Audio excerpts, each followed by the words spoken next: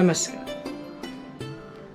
Today we will be talking about Bhakti, but in this series, today we'll be exploring the concept of Vari and Varkaris. Pandharpur Yatra, Vari, is an annual procession to the Vitthal Rukmani temple at Pandharpur in Solapur district of Maharashtra. Every year, Varkaris walk to the Vitthal temple in Pandharpur, gathering there on Ashadhi Ekadashi, which is the 11th day of the Hindu month calendar of Ashad. The Vari starts from Dehu of Sant Tukaram and Alandi of Sant Jnaneshwar, and it attracts millions of people and pilgrims known as Varkaris. So it is a 21-day travel on foot, which is about 250 kilometers from Pandharpur, that is Dehu and Alandi. So other than Jnaneshwar and Tukaram, many such Palakhis come from different parts of Maharashtra and Karnataka, like that of Sant Eknath's Palki from Paithan, Nivrutinath's from Trimbakeshwar, Muktabai's from Edlabad, Sopan from Saswad, and Gajanan Maharaj from Shekau. Therefore, this is a pilgrim of all these saints who come to visit Vitthal. While the Pandharpur Palki is an attraction in Maharashtra, people from southern states of Tamil Nadu and Karnataka also participate in this procession in large numbers.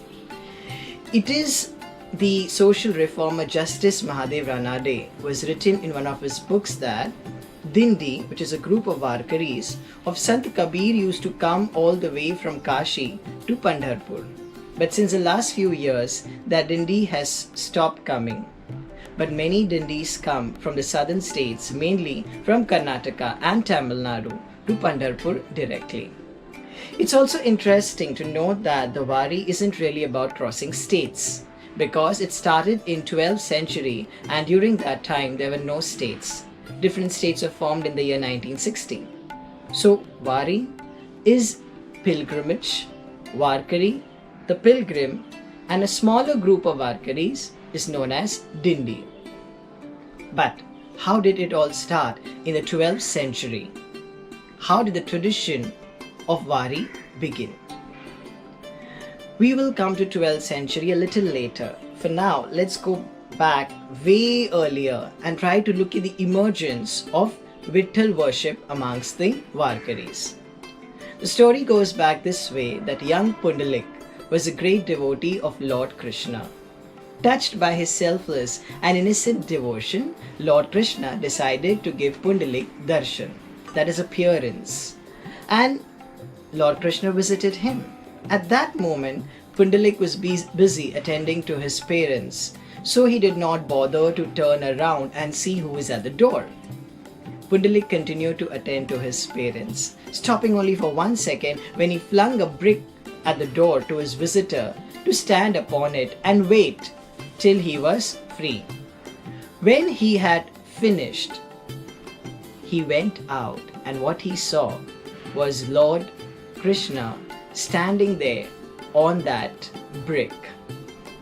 But Krishna, far from being angry, was pleased at his devotion, and he bade Pundalik to worship him as Vithoba, the one who stood upon a brick. Ever since then, in the same spot has stood the idol of Vithoba standing on a brick on which the temple of Pandharpur has been constructed.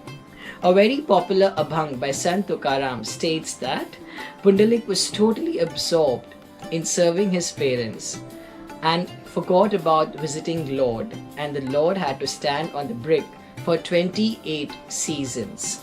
That is, it goes in this way that Yuge Zhale 28, Ajun Nahi Manchi Bais.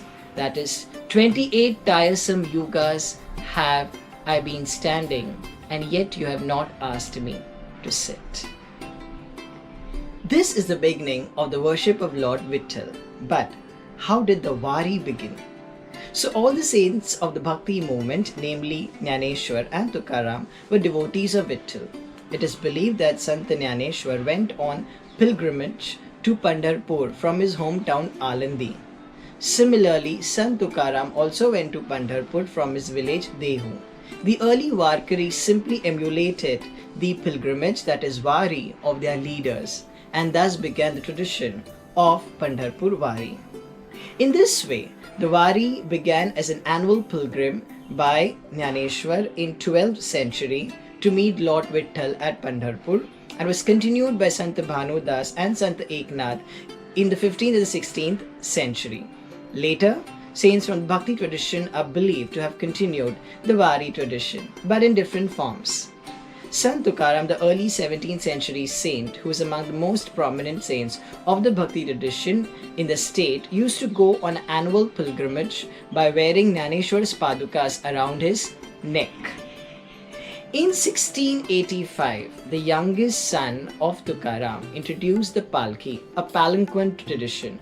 The palki involves carrying the padukas, the footsteps, in a palanquin during the pilgrimage. As many as 68 palkis joined the procession carrying padukas of their respective saints, such as Sant Eknath, Nivruttinath, Supan, Muktabai, Babaji Chaitanya. In this way, approximately 68 saints from different parts of the country come together with their padukas to meet the Lord Vitthal. With time, the nature of pilgrimage has changed slightly. In the olden days, the Dindis used to walk on foot to reach Alandi or Dehu from their respective villages and then start a procession and continue on foot to Pandharpur. They used to come back all the way from Pandharpur to their villages on foot. Now the journey has become slightly easier as devotees travel to Dehu and Alandi in trucks and make the rest of the pilgrimage on foot. Traveling by vehicles also makes it easier to carry food and other necessary equipments for the part of their journey, as the devotees had to carry on their head earlier. This tradition of Vari has continued for last 800 years uninterrupted. So, what makes the Vari unique? What makes Vari and Varkari unique is the Varkaris believe that Lord Vitthal awaits them at the end of this walk and sees the journey itself as a reward. Second, the absence of caste system or any form of hierarchy. Everyone is same in the eyes of Lord. And third, poet saints like Muktabai, Janabai, Bahinabai made this spiritual movement an example of inclusiveness amongst various patriarchal sects. So even Lord Vitthal is called as Vithu Mauli, and Sant Jnaneshwar is Jnaneshwar Mauli, and Mauli means mother. The comparison of Lord Vitthal and Jnaneshwar with a mother instead of a father indicates the gender fluidity and doing away with heteronormative patriarchy. Lastly, the movement had far-reaching effects in literature. How did the Varkari Bhakti movement influence literature? Sant Jnaneshwar wrote the most seminal work in Marathi, Jnaneshwari, which is a Marathi translation commentary on Bhagavad Gita in 12th century. It was a revolutionary movement because it allowed the common person to understand the Gita, which was in Sanskrit. One more significant thing is that he assimilated the worship of Lord Krishna with that of Lord Vitthal. He laid the guiding principles for the Varkaris to follow his work. Jnaneshwari, Amrut Anubhav, and his Abhangas are something that he left behind as a reservoir of knowledge. Sant Namdev wrote Abhangas not only in Marathi but also in Punjabi and Hindi. His oratory skills in delivering kirtan was such high standard that it is believed that Lord Vitthal also swayed to his tune. About 2,500 of his Abhangas are collected in Namdevachi Gatha. He also wrote the first ever Marathi biography of Sant Jnaneshwar named Adi, Samadhi and Tirthavali. Sant Tukaram's work is known for informal verses in folk style, composed in vernacular language. Tukaram Gatha is a Marathi language compilation containing thousands of Abhangas attributed to him.